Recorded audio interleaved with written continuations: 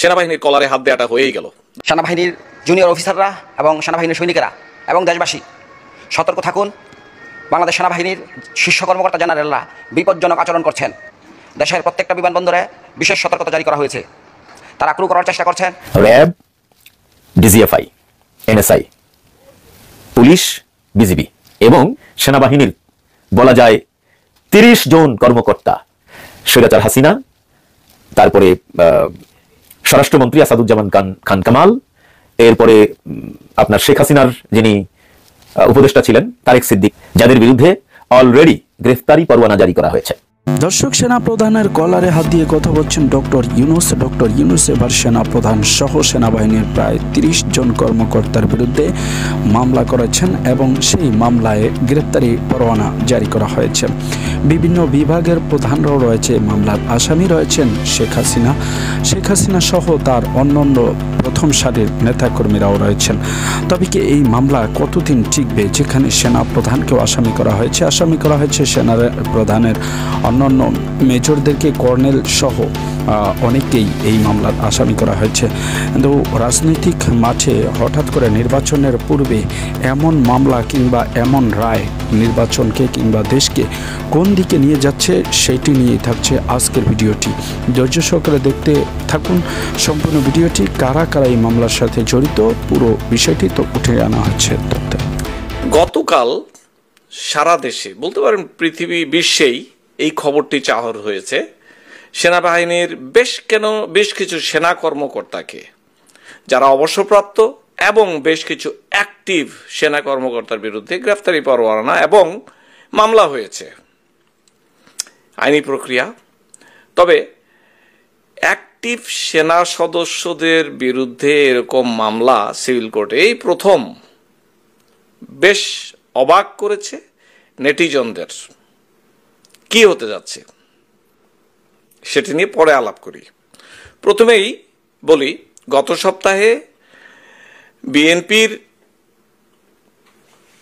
শীর্ষ কর্মকর্তা, বিএনপির যে সাধারণ সম্পাদক, তিনি বলেছেন, সেক্রেটারি জেনারেল, যে তিনি ডক্টর ইউনূসের মধ্যে জেনারেল জিয়ার প্রতিচ্ছবি দেখতে পান। তিনি কিন্তু বুঝেই বলেছেন। কেন বুঝে বলেছেন? জেনারেল জিয়ার 1977-78 সনে প্রচুর সেনাবাহিনী এবং বিমান বাহিনী কর্মকর্তাকে তিনি ক্যাঙ্গারু কোর্টের মাধ্যমেই হত্যা করেছেন। সম্ভবত জনাব ফখরুল ইসলাম আলমগীর এটাই বুঝাতে চেয়েছেন কিনা সেটা সময় বলে দিবে। ডক্টর ইউনূস যে পথে হাঁটছেন, তাহলে কি হতে পারে? এক, ডক্টর ইউনূস হয়তো এ পথে হাঁটছেন, অথবা তিনি সেনাবাহিনীকে একটা মেসেজ দিতে যাচ্ছেন যে তোমাদের গায়ে হাত দেওয়া আমাদের জন্য কোনো ব্যাপারই নয়।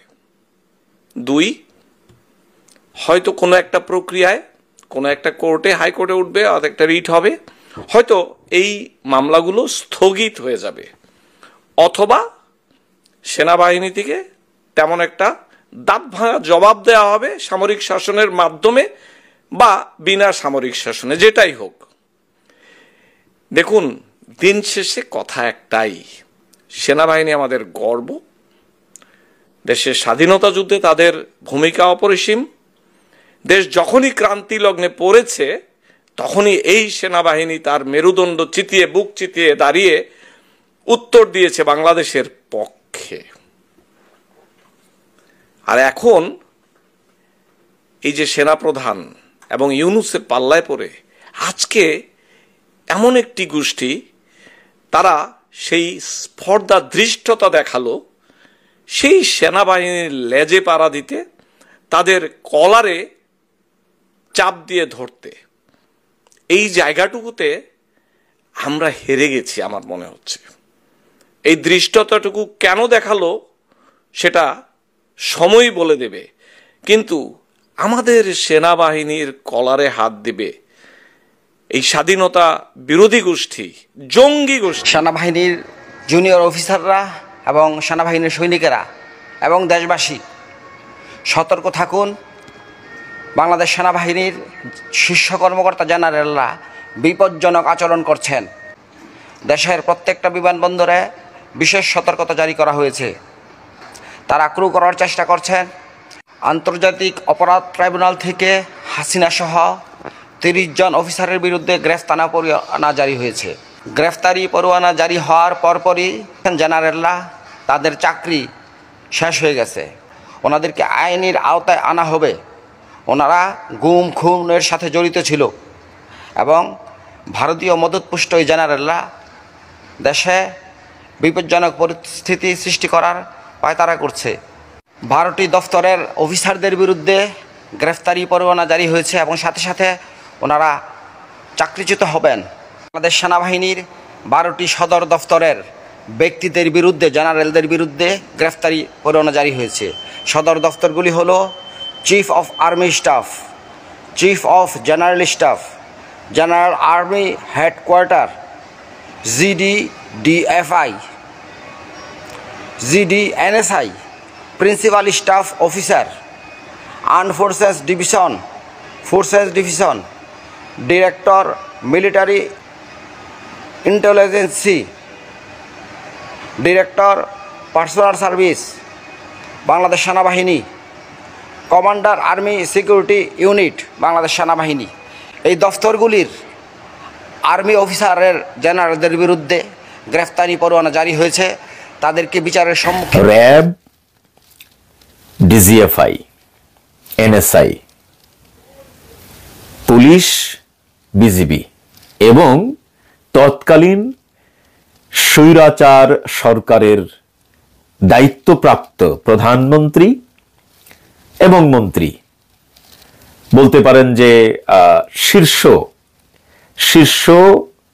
তালিকায় যারা আছেন, একেবারে 1 নাম্বার, 2 নাম্বার, 3 নাম্বার, স্বৈরাচার হাসিনা, তারপরে স্বরাষ্ট্রমন্ত্রী আসাদুজ্জামান খান কামাল, এরপরে আপনার শেখ হাসিনার যিনি উপদেষ্টা ছিলেন তারেক সিদ্দিক, এরকম অল্প কয়েকজন মানে রাজনৈতিক নেতা, আর বাকিরা কিন্তু সবাই আমাদের সেনাবাহিনীর কর্মকর্তা বলা যায়। মানে একেবারে সবাই বলবো না, 100% বলবো না, বাট অ্যাবাউট 80%, 85% সবাই আমাদের সেনাবাহিনীর কর্মকর্তা। দেখলেন তো, আপনাদের মতামত জানাবেন কমেন্টস বক্সে। আর এরকম নিত্য নতুন ভিডিও পেতে অবশ্যই চ্যানেলটিকে সাবস্ক্রাইব করে পাশে রাখা বেল বাটনটি অন করে দেবেন, তাহলে প্রত্যেক মুহূর্তের আপডেট নিউজগুলো পৌঁছে যাবে আপনাদের কাছে। আজকের মতো এখানে বিদায় নিচ্ছি, দেখা হবে অন্য কোনো ভিডিওতে।